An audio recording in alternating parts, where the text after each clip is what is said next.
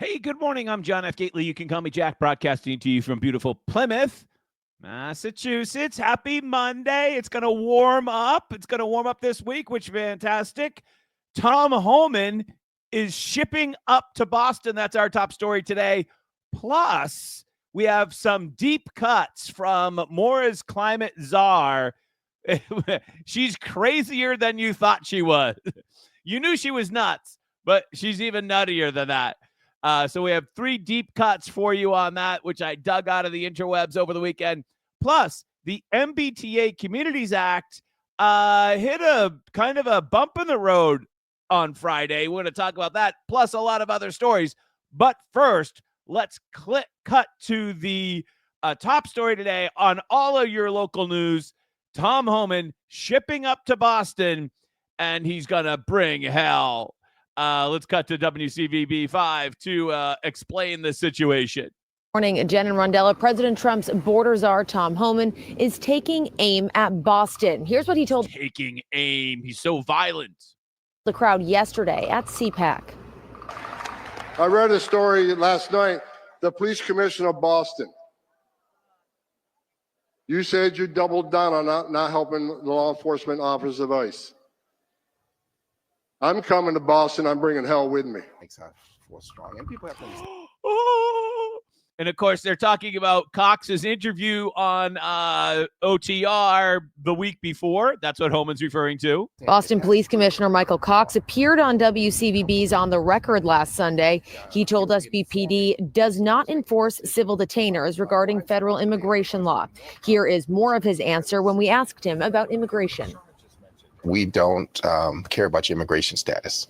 But what we do care about is, are you a victim of crime in our city, or are you a victimizer? And there's going to be some victims. By the way, we don't care about it because we basically tacitly endorse the invasion, right? Plus, Maura Healey worked to get a decision in 2017 called the Lunn decision, which said that you couldn't hold somebody in jail longer than they would otherwise be held, even if the federal government was looking for you. But it's very important to note that the Lunn decision does not preclude the local officials from cooperating, but basically the entire state does not cooperate with the federal government, even though the Lunn decision doesn't preclude you from doing so. Right? So we will hold you accountable for that. And that doesn't matter what your immigration status is. Will you? President Trump also spoke at the Conservative Political Action Conference yesterday, saying he plans to carry out harsher immigration policies than the previous administration. Well, that won't be hard to follow harsher immigration policies than the previous. That will not be hard to accomplish, will it? No, not at all. Hold on a second. We got to just squeeze this here and there, and let's see if we can bring this up here. That was close. Almost. There we go. Let's hear from Mayor Wu and what she said.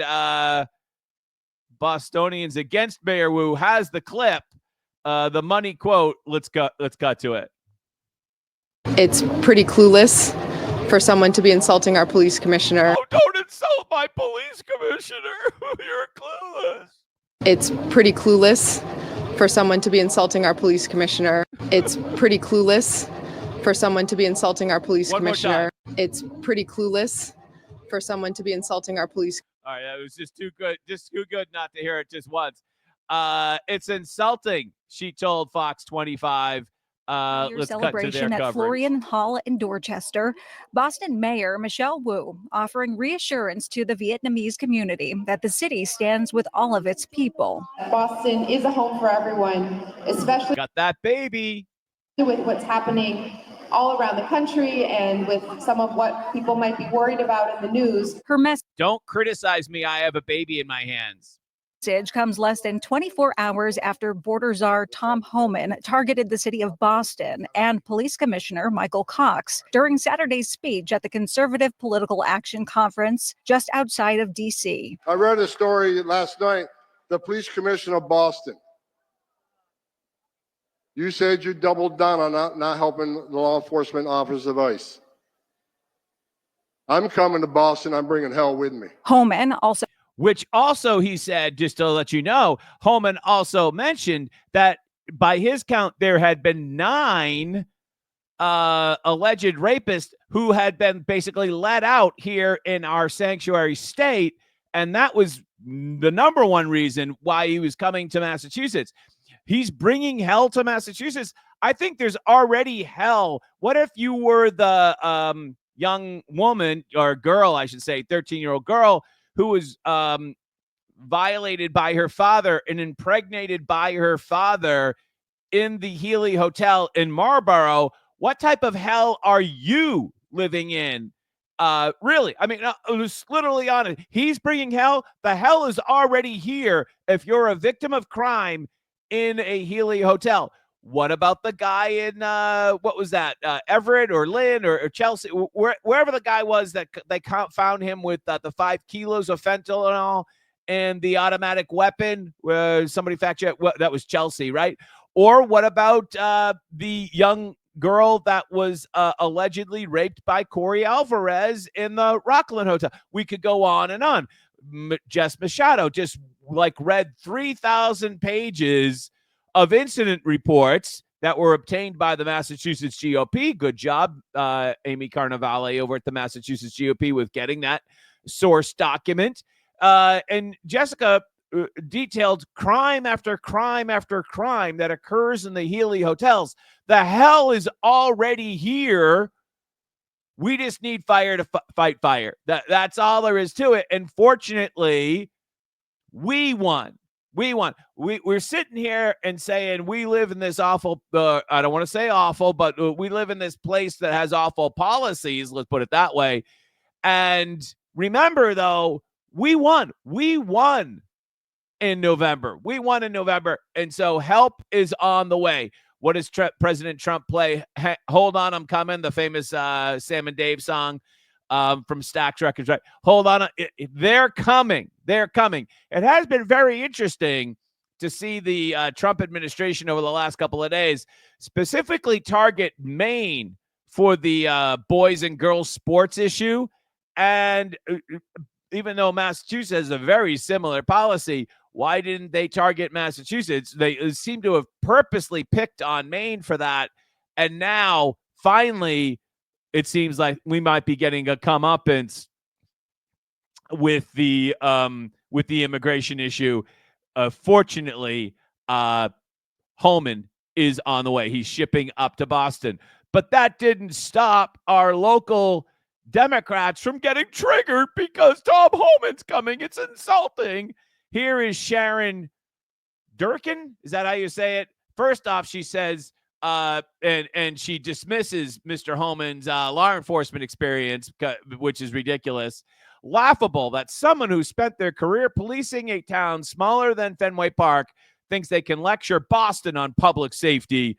Commissioner Cox serves with distinction and earns the trust with integrity. Tom Homan should know we don't scare easily. And then the comments below that are just absolutely brutal, by the way, underneath that.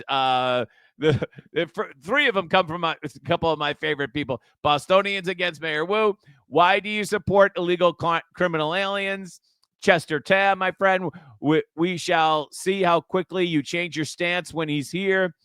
Clown party. I believe that if it weren't coming from such a doofus. Angry Survivor follows up. You've lost the plot. Big Daddy is coming, and then Pam Bondi is coming, and then Doge to clean it all up. Oh, and Martin Lowenthal, the guy with the electric bill. Really? You are seriously disconnected from reality and out of touch for what we voted for. And then, oh my God, another person I know on Twitter, Allie, this is from the tax queen and her bestie, Maura Healey. Yeah. Then apparently she took some heat for degrading or how do I want to say this? For insulting Tom Homan for his small town policing career. Because guess what? We actually have small town police chiefs here in Massachusetts. And yeah, you can have some serious crime in some small towns, Sharon Durkin. Yeah. So then she says, I understand that Tom Homan spent his career as a federal agent with Border ICE Patrol, but that's a world away from the reality of policing a major city. Actually, I mean, how many invaders did we have during the Biden administration? Literally millions of criminals during the Biden administration that Tom Homan had to deal with, or during his time during the Border Patrol. I misspoke there because he wasn't necessarily there during the Biden administration. But it's not a world of reality. Here's the whole problem, Sharon. Sorry, I misspoke about the tenure of Mr. Homan. Here's the reality, Sharon. What happens on the border happens in Massachusetts. Massachusetts is a border state. One of the reasons why that is, Sharon, is because we're the only state in the country that has the shelter law. We're the only one with this giant electromagnet that attracts illegal aliens from literally all over the world. And it costs us well over $1 billion to have that. And so, yeah, Border Patrol and ICE have been dealing with millions of criminals over the course of Tom Homan's career. And it's shame on you for degrading his time serving as a law enforcement official in the United States. Shame on you, Sharon Durkin. You should be embarrassed. You should be embarrassed. Meanwhile, since we're talking about the city of Boston, Massachusetts Fiscal Alliance reminds us that downtown crossing, it's not that safe anymore. As we talked about the other day, they're actually auctioning off 1 Lincoln Street, the former State Street headquarters, because nobody wants it, because so many people have moved their offices out of downtown Boston. Nobody wants the building, and so they have to actually auction it. They are literally going to auction that building on the sidewalk, like a house being foreclosed in the middle of the great financial crisis. They're going to auction it off on the sidewalk next month. Here we are, Boston Globe. John Chesto, just 2 days ago. Downtown safety in Boston remains a big question for workers and residents. A meeting this week aims for answers. There'll be no answers. Because the only answer to the downtown problem is one of the top answer is to close the open air drug market that exists on Boston Common and in downtown Crossing. That is the only answer, John. You're not going to get any answers until you have the will and they actually do this. Oh, and by the way, over the weekend, suspects sought in downtown Crossing bank robbery. Boston police are looking for a man who allegedly robbed a Citizens Bank Friday morning. Boston.com. Thank you, Mass Fiscal, for reminding us of those headlines. In the meantime, over in Worcester, Bill Maloogian reminds us that the city that recently declared itself a transgender sanctuary city says that one of their city councilors, who is Hetel Haji, she responds to Tom Homan by saying, "We will meet you with hell too. We will meet you with hell too." Which was, again, the first comment here is from Bostonians Against Mayor Wu. Apparently, Hetel Haji has blocked Bostonians Against Mayor Wu, even though I've never interacted with her before. In other words, this city councilor from Worcester seems to be preemptively blocking people from seeing their feed. And so just for kicks, I looked up to see if I was blocked from Hetel Haji, and I was also blocked, even though I've never even heard of them, nor I don't think I've ever interacted with them on Twitter/X, whatever they call it.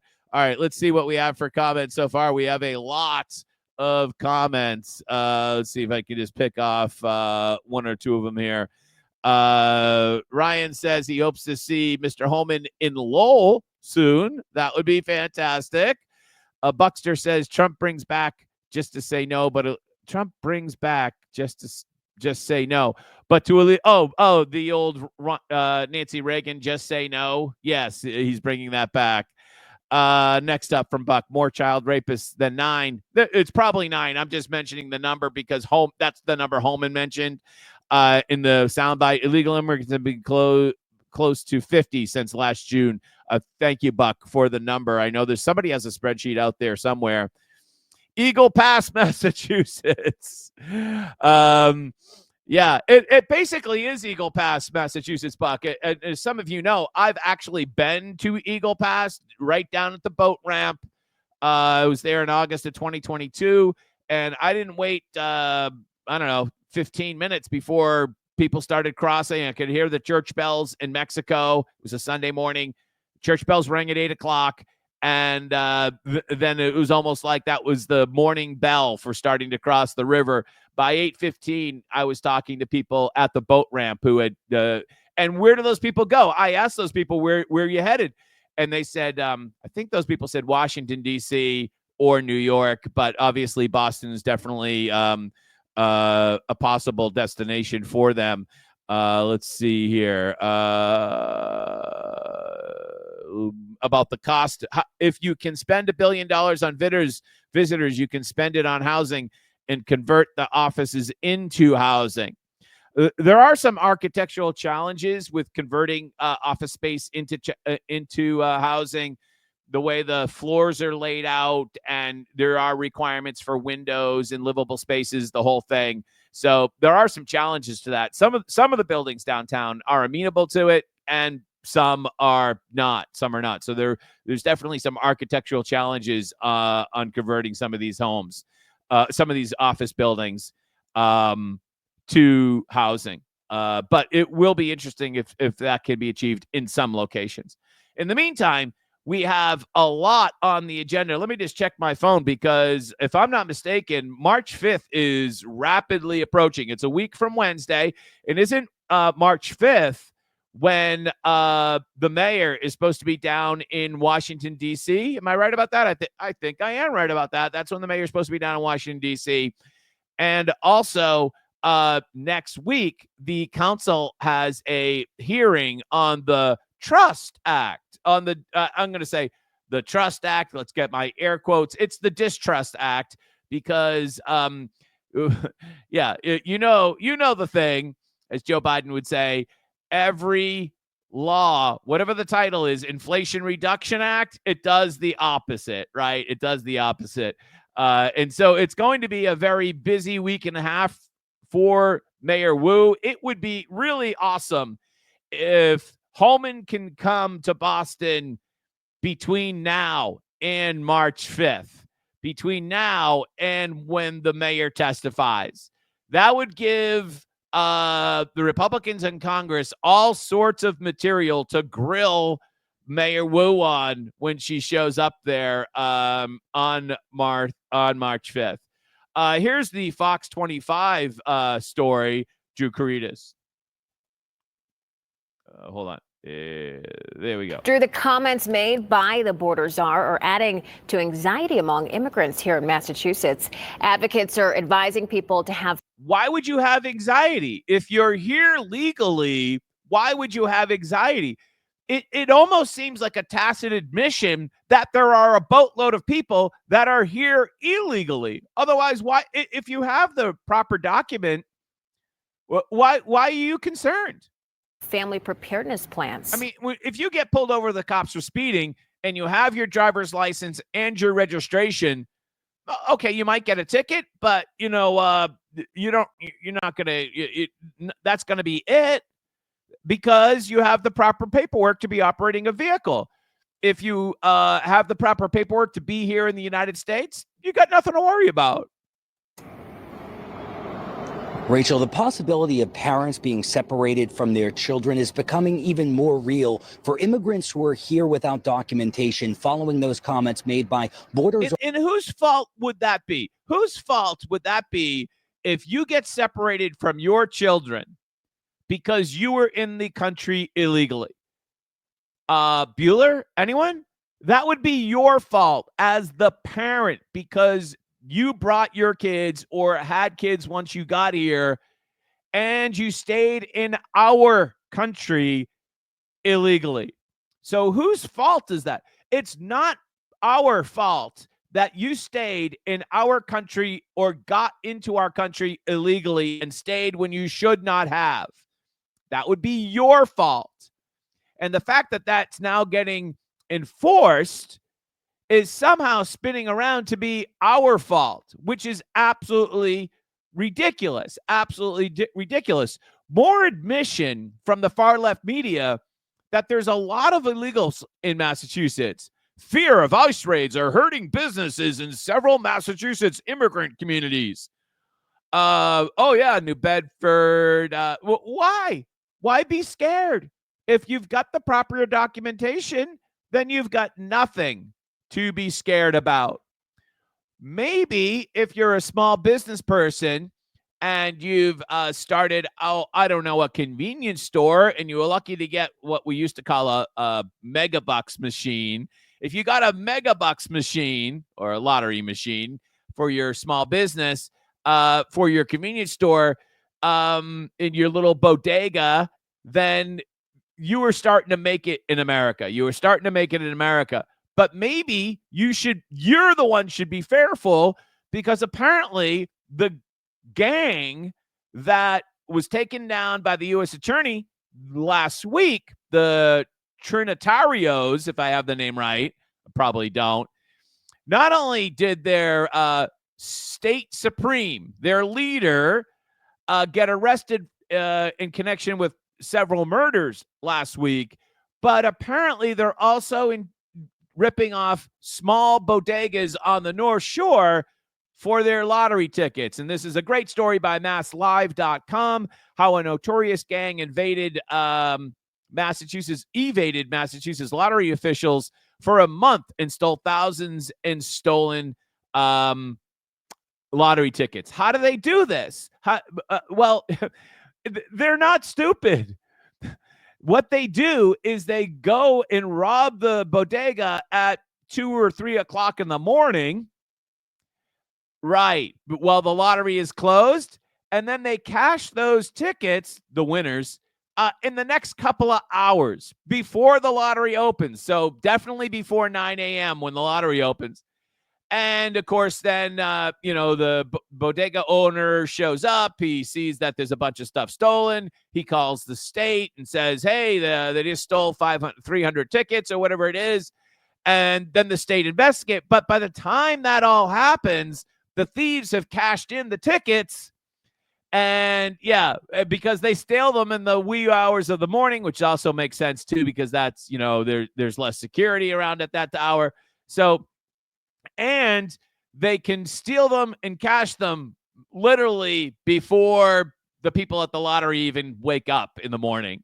So, so maybe the fear should be from these gangs that are operating throughout Massachusetts and robbing little convenience stores by hard-earned legal immigrants. By the way, at least one of the gang members that was indicted by U.S. Attorney Foley last week was a illegal immigrant from Honduras. He's actually back in Honduras right now and is facing extradition from Honduras back here to the United States to answer for a murder, 2 murders, actually, if I'm not mistaken, and from 2017 on the North Shores at Lawrence. I think it was in Lawrence, if I'm not mistaken.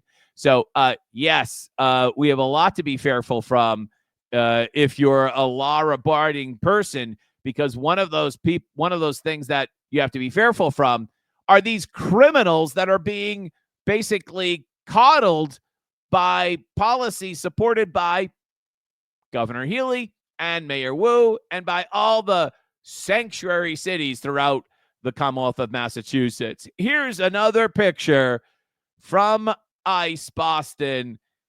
It's all a big joke to these people. Bill Malusian, this was released by ICE over the weekend, if I'm not mistaken. Boston ICE has arrested a Brazilian illegal alien gang member who was all smiles before he was taken into custody in Bellingham. He was convicted of assaulting a Massachusetts resident. He was released into the community by Milford District Court. Well, Milford District Court, don't I remember a story that was well covered by Howie Carr, say, oh boy, 12, 15 years ago, where the illegal immigrant ran over a man and killed him, and that was handled out of the Milford District. That sounds very familiar to me.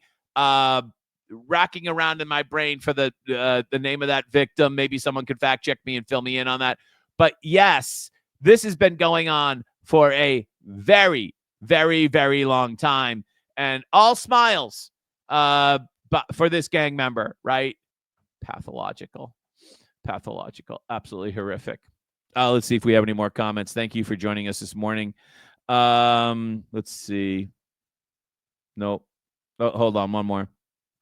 Thank God for Bill Maloogian. He keeps the national focus on Massachusetts.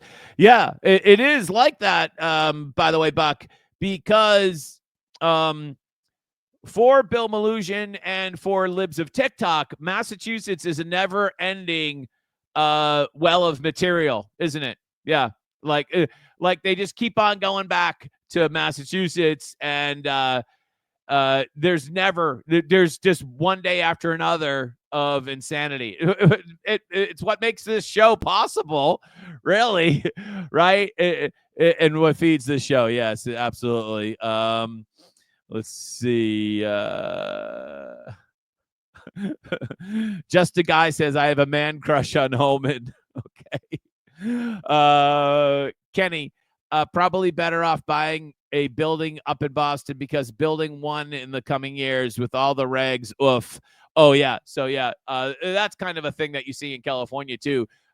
Building's going to be more expensive. We actually covered that last week with the soundbite from the Boston research people. I can't remember the name of that organization, but how Boston has actually made constructing new buildings even more expensive. Yeah, good point. Very expensive. Kenny adds, a lot of immigrants and Massachusetts politicians took the TPS for granted as their safety net. No more. And I don't even like the abbreviation, Kenny, of TPS, because it obscures what it actually stands for. TPS was called temporary protected status. And here they are, all in a huff that the temporary protected status was temporary. So you had temporary protected status, and now it's being revoked. Why are you surprised? It was temporary. Literally, if I'm to do my own Jon Stewart, it's temporary. It's literally the name of the status. The name of the status is temporary, right? Like the name of the lab, it's the same thing, Kenny. It's the same thing, right? And yet they're so surprised, shocked, and outraged. Last week, Massachusetts Fiscal Alliance produced this great video. It's 1 minute and 7 seconds. So I think we highlighted it already. And it featured this woman here, who is the climate czar for Massachusetts. She used to work for the Conservation Law Foundation, and she used to work for the Biden administration. She was a day one hire of the Biden administration over at the EPA. And you may have seen me put this picture out where she was actually wearing her mask. There it is there. Over Friday or whenever this thing happened, I can't remember, over the weekend, whatever it was. And so I had a little project I had to do in the studio over at the workbench here, just out of camera shot. And I said to myself, you know what? I'm pretty sure this woman is as fruity as they is nutty as they cut. And so I Googled her name. Her name's Melissa Hoffner, if I'm not mistaken. And I said, it won't take me long to find some really crazy quotes from this person. And no, it did not take me long at all. All I had to do was find this interview she did with the Berkshire Eagle, which in and of itself is just like the worst part of community television. Here it is. Here's how it opens. Hello, I'm Dalton Deland. I'm a columnist for the Berkshire Eagle. I'm a columnist for the Berkshire. So I found this video that has 120 something views, and I just played it, waiting for the insanity to ensue. Oh, it ensued. It ensued very shortly thereafter. And so I was working on my project because, like, you know, I just played it in the background. And oh my God, I have 3 cuts, as Hollywood call them, their cuts, right? I have 3 cuts from this Berkshire Eagle interview with Melissa Hoffer. No, there's no N. Hoffer. Melissa Hoffer. She is the climate czar, which I believe we're the only state in the United States to have a climate czar. Here she is here telling you how you should cut back on your meat consumption to save the planet. Think about how you eat. I know this one's a little bit more controversial. You don't have to give up meat, but eat less. You don't have to give up meat.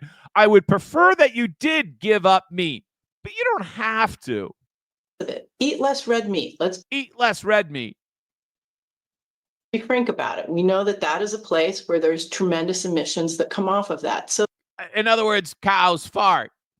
You know, maybe a couple nights or a couple days a week, you're not going to do that, or you try to think of ways. Cut down on your meat. Stop eating meat. Think of it as like permanent Lent. To reduce meat in your diet. That's a big one. That's a big one. Yeah. I know this one's a little bit more controversial. You don't have to give up meat, but eat less of it. Eat less red meat. Let's be frank about it. We know that that is a place where there's tremendous emissions that come off of that. So, you know, maybe a couple nights or a couple days a week, you're not going to do that, or you try to think of ways to reduce meat in your diet. That's a big one. That's a big one. That's a big one, Melissa Hoffer. But it didn't stop there. Just cut back on your meat so that we can save the planet. Cut back on the meat so we can save the planet. And we have actually 3 absolutely insane quotes from Melissa Hoffer, who's the mask-wearing climate nut for Maura Healey. Here's cut 2, where she talks about how she hates warm days. So as you know, it's going to warm up here in the end of February, and that's going to trigger Melissa. Melissa is going to be triggered by that because it's abnormal. Listen. You know, when they're like, well, you're running to the post office and it's like a weird 70-degree day in February and people are like, oh, it's beautiful.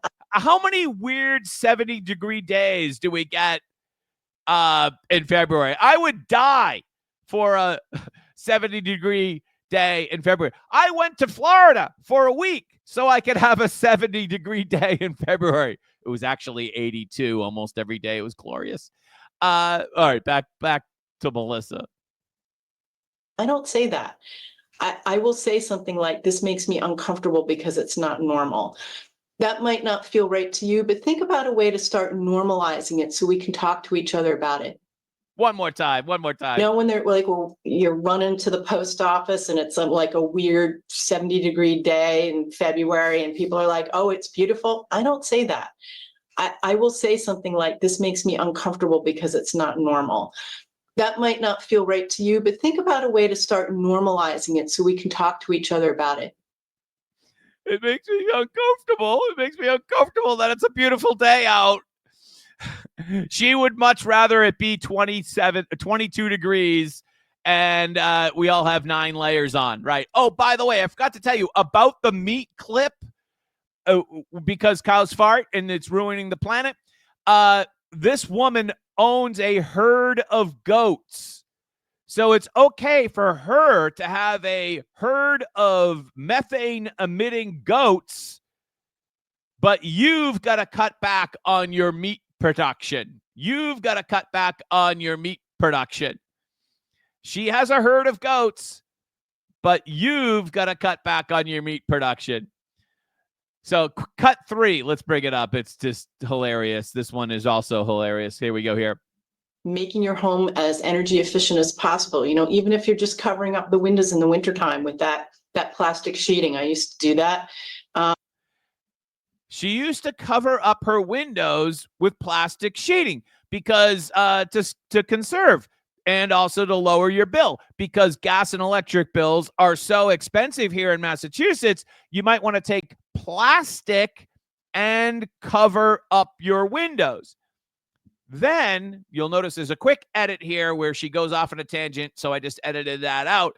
Then she says, before I was able to get new windows. Plastic is another really important thing. I want to quickly make the connection for you. As the fossil fuel companies see the writing on the wall and demand for fossil fuels is going down and will continue to go down, they are increasing their upstream. Demand for gas is going down. So at first clip, she says, you should use plastic to cover your windows. Now she says, you should reduce your plastic consumption. Stream production of plastic, because plastic is made from fossil fuels. It's really hard. And believe me, I just bought some cherry tomatoes today and they came in a plastic container and I was hungry and I had a short of time and I did it. So we're not going to be angels, but think about ways that you can reduce plastic in your diet or in your home purchases and try not to do that. We're no angels. Where's the Dwayne Allman song when I need it? Increasing their upstream production of plastic, because plastic is made from fossil fuels.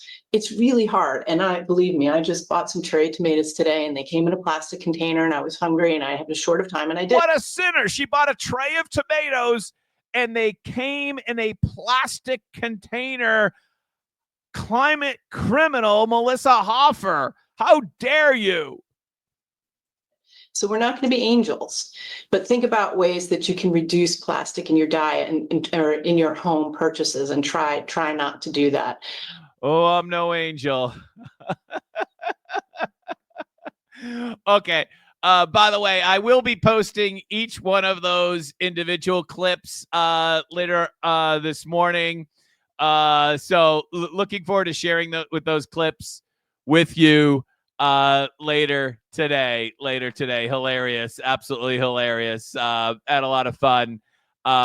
Just one other comment with this topic, by the way. I did very quickly look for comments by the economic director, who's Yvonne Howe or something. I can't remember her name exactly.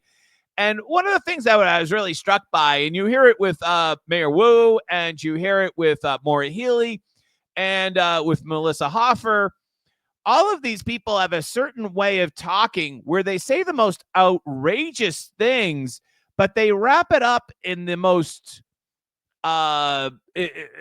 intellectual and seemingly harmless language. Yvonne Howe, is that how you say it? No disrespect to her, I just don't know how to pronounce your name. Is a master at that. I watched her interview on WZVB on the record from a while back, and she was the master at that of saying outrageous things, but in a tone that sounds so harmless. Mayor Wu is also very, very good. Mayor Wu is better at that than Maura Healey. Mayor Wu is the best, but the economic director for the Healey administration is also very good at it as well. It's not something that comes normal. It's a type of speech pattern and approach to delivering language which is practiced, just like Gavin Newsom's hand gestures. Ever watch Gavin Newsom and all his those are absolutely practiced hand gestures to convey emotion. And when you listen to Mayor Wu or the economic development, they also have practiced speech patterns, which are, somebody should study this, because it's incredibly deceitful, but it's also amazingly purposeful, right? It's amazingly purposeful. John Featherston is up with a report from yesterday about Warren's public event that she had in Framingham, which I did not go to. It was on Saturday. a little controversy with Elizabeth Warren town hall event. Local cable station, John, would that be like the Framingham Community Television? Is that what you're saying? Mayor's office said that they could not film at the event. Mayor's office stated that this was a private event. Really, a U.S. senator can hold a private event in a public building?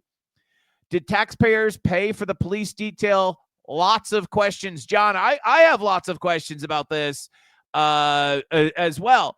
Yeah, so I don't see any more detail here, but I have a lot of questions about that. By the way, I believe it was held in a municipal building.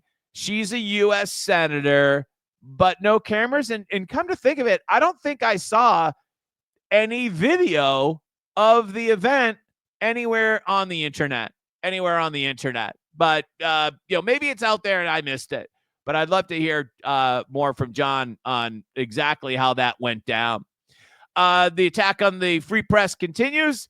The woman over at the Boston Water Sewer Commission, who's subject to several lawsuits in civil court, is asking the Herald to stop writing news stories about her,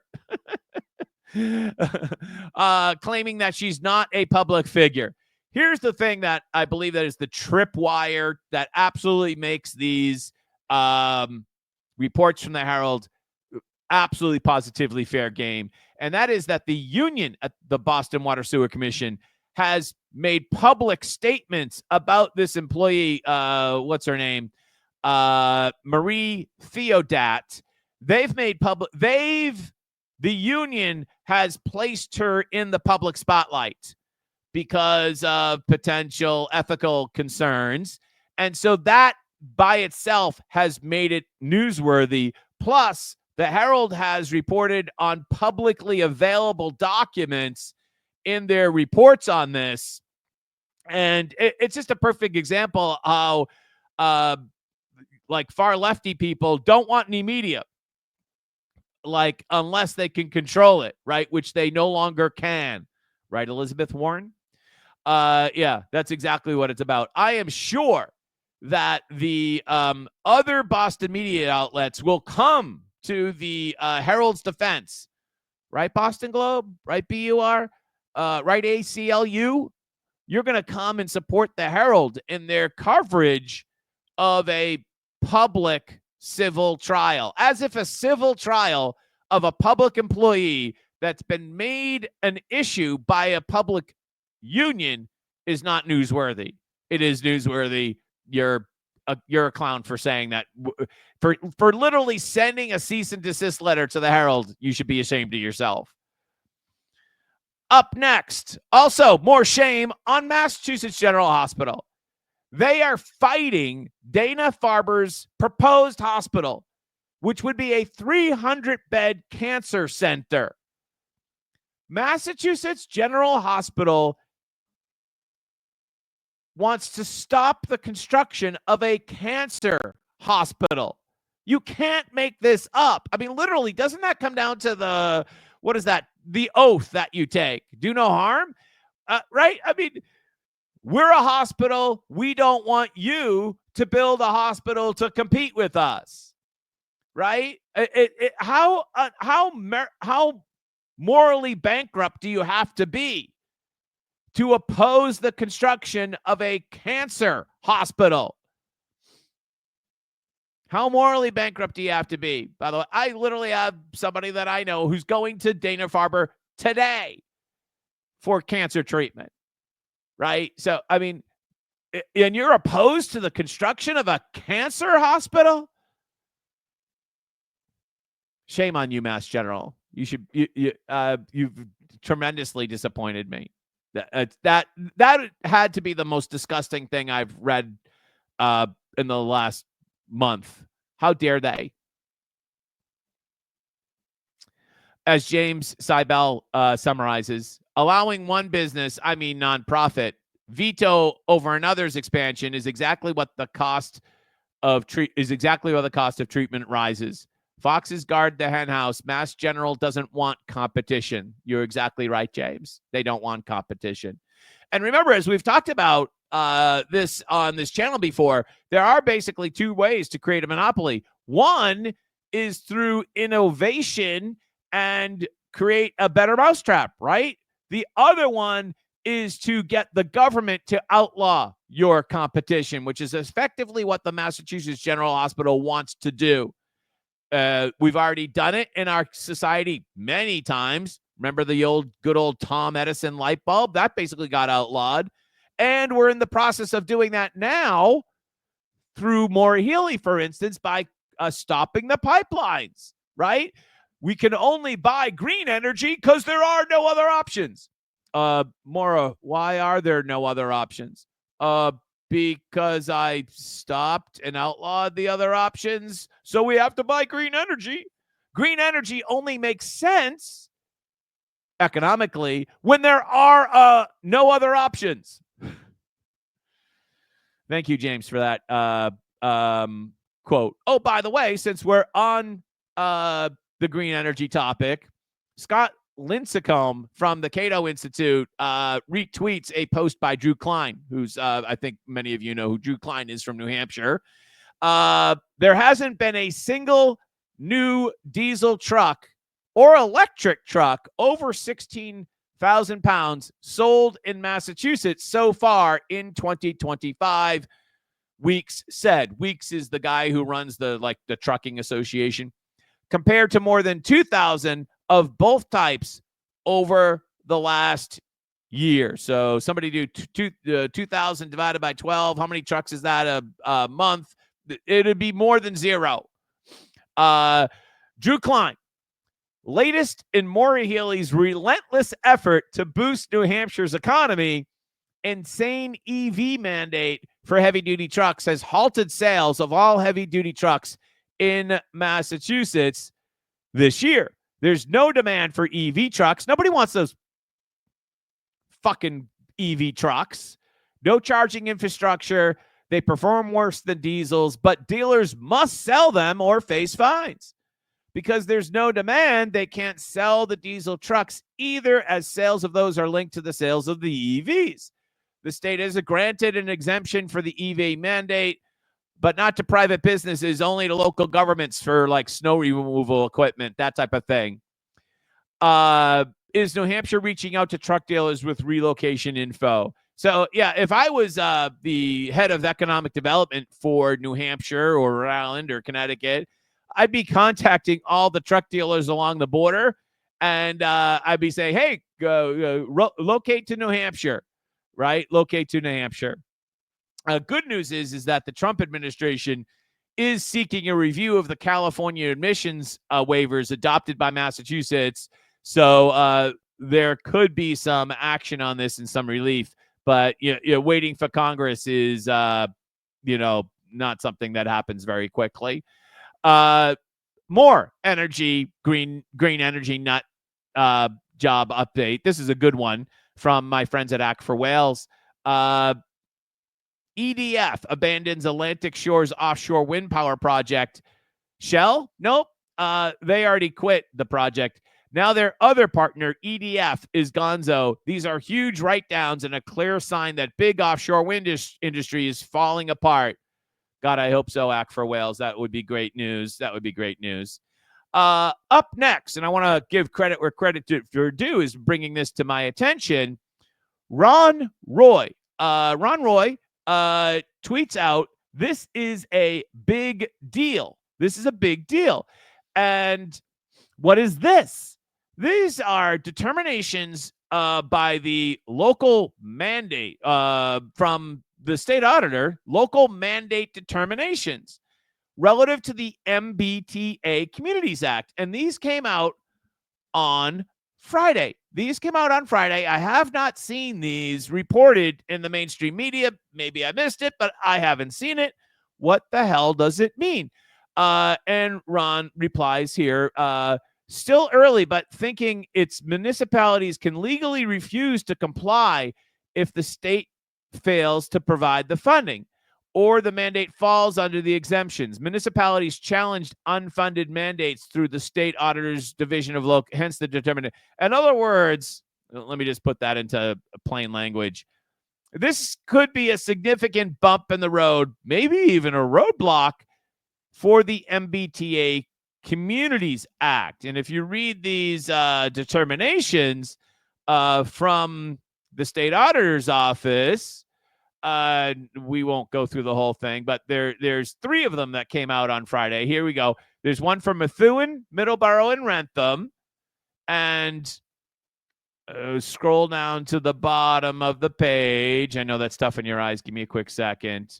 Where'd it go? Here it is here.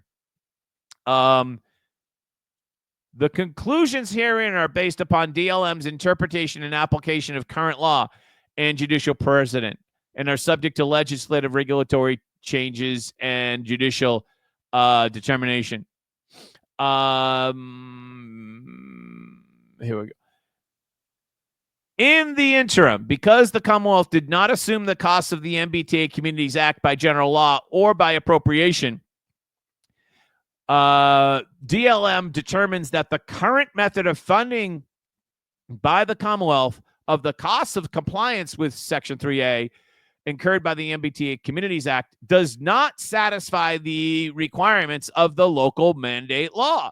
So basically, it's an agreement or it's an acknowledgement that the MBTA Communities Act is an unfunded mandate.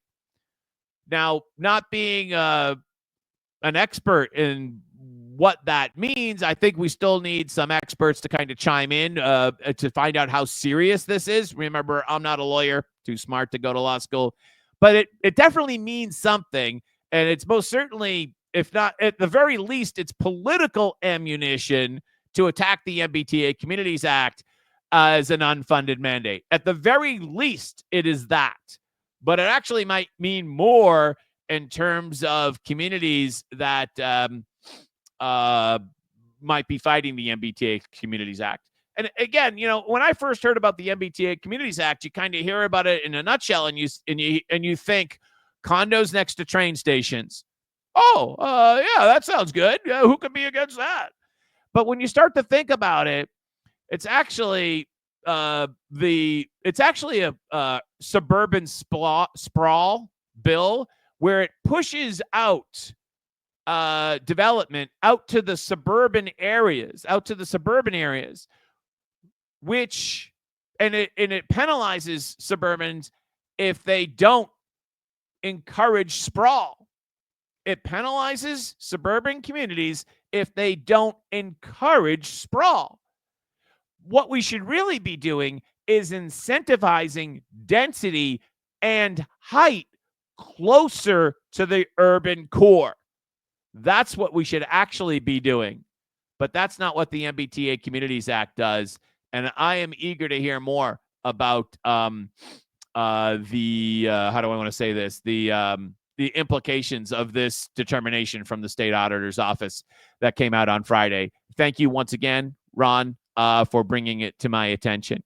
Harold, Massachusetts parents of an 11-year-old genderqueer student who changed name at school lose federal appeals lawsuit. It was kind of a twisted headline there, but basically this is a case where an 11-year-old kid decided to change their name and their pronouns and their identity, and the school kept it a secret from the parents, like actively kept it a secret. It's not as if they just didn't tell them. They actively avoided telling them. And then, of course, the parents sued and lost. And now they've apparently lost the appeal in federal court. So it basically says that if you're a parent and your child, an 11-year-old kid, decides that now they're a boy or they're a girl or, you know, they're a unicorn or whatever, the school can keep that a secret, at least at this circuit court level. And you as a parent have no right to know that, even though your kid is only 11 years old. Anthony Amori chimes in. Life in Massachusetts, 11-year-olds call the shots and are enabled to do so by their teachers, who curiously can't seem to enable them to read at grade level. Oh, wow. Anthony, do I need the dun-dun-dun drum sound to that? Because you nailed it right there as Anthony chimes in with his subtweet below. As most recent data from Mass Department of Elementary, the Education Department, around 40% of Massachusetts public school students, grades 3 through 8, scored meeting or exceeding expectations in English and language arts. Yeah, that's not a really good number. Shouldn't that be at least double? Shouldn't your number of people or students 3 through 8 that are meeting or exceeding expectations in English, shouldn't that be much higher? Much higher? For NEAP, which assesses reading proficiency at the national level, about 40% of Massachusetts fourth graders and 37% of eighth graders scored at or above the proficiency level in 2022. By the way, I'm at a little bit of a loss here. If you're an 11-year-old, what grade does that make you? Does it make you fifth grade? Is that right? Fifth grade? I think it's fifth grade. I'm not exactly sure, but thank you, Anthony, for bringing that to my attention. Do I even want to cover this story? I gotta skip the whole Jamie Eldridge drop. Yeah, you know what? I'll bring it up just because he's so nuts. So, Jamie Eldridge declined to do an interview with Jessica Machado, and he's angry that Jessica Machado published a email that his aide sent to Jessica Machado. It's not like Jessica Machado broke into the State House and broke into Jamie Eldridge's office in some type of Watergate break-in and acquired this email. Jamie's staff sent it to Jessica Machado, and just getting back to the whole, leftists hate media attention until they control it, or unless they control it. Newsflash to Jamie: if your staff emails something to a reporter, it might be in the newspaper or on the internet. But instead, Jamie says, that's a big no-no. You can attack me, but don't attack my dedicated staff.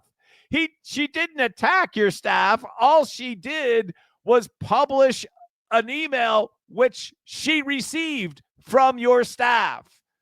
As John Featherson says, this is pathetic. You and your staff work for the public. This has echoes of Libs of TikTok, right? Libs of TikTok, originally, all they did was repost unhinged rants from people from TikTok. And when they did that, they were accused of being a bully. And Chaya was being like, no, all I did was repost what they posted themselves. How can I be a bully? And in the same way, how can I be a bully for posting the clips from the climate chief, which I just did earlier in this show? All I'm doing is posting literally her own words. How can that be how can that be bullying? How can that be bullying? I'm definitely not going to cover this story, but the warmongers were down in Boston Common the other day. Yeah, they're not happy that peace might break out. They're very upset. They're very, very upset. Here is the Wikipedia page for Melissa Hoffer. She raises in her spare time. This is the personal life line. In her spare time, Hoffer raises Nigerian dwarf dairy goats on her farm in Barry, or however you say it. That's what a Nigerian dwarf goat is. That's the picture right there. Let's bring that up. It's a good thing. It's a beautiful thing.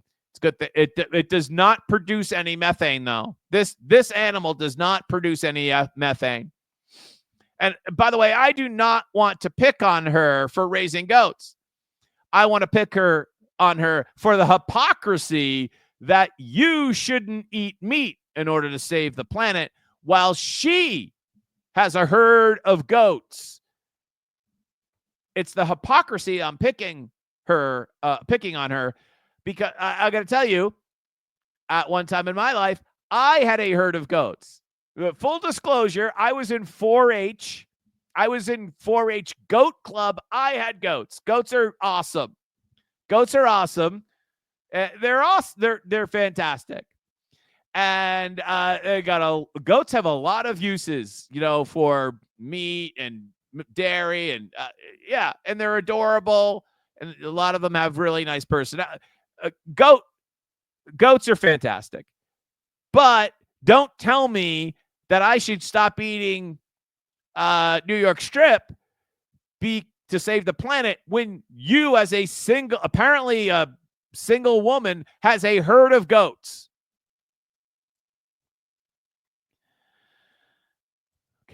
Okay. I need a breath. It's been fun. Wow, there's a lot of people on today's show. Anthony says, thank you. You're very welcome. Thank you for watching, Anthony. Absolutely. Ron says, another unintended jab at Governor Healey. Yes. Thank you very much. Jamie is a keyboard warrior. Fitzy says, yes.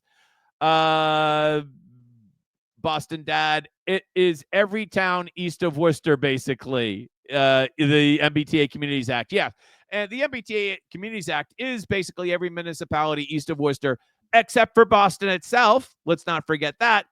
And not only that, and here's the thing about the MBTA Communities Act, since we're just riffing on this now, it's MBTA adjacent communities.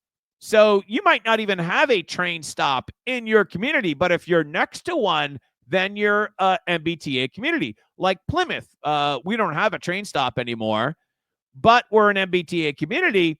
And so we're supposed to build this density housing in Plymouth that won't be near a train station. You'll need to take and get in your car and drive to a train station. Right, that's why I'm saying it's a suburban sprawl bill. It incentivizes suburban sprawl, where we should be incentivizing urban density and height. All right, shipping up to Boston, Tom Homan. We'll keep you posted. I'm John F. Gately. Thanks for watching. Have a great Monday. Enjoy the warm weather, even though Melissa won't. Bye-bye.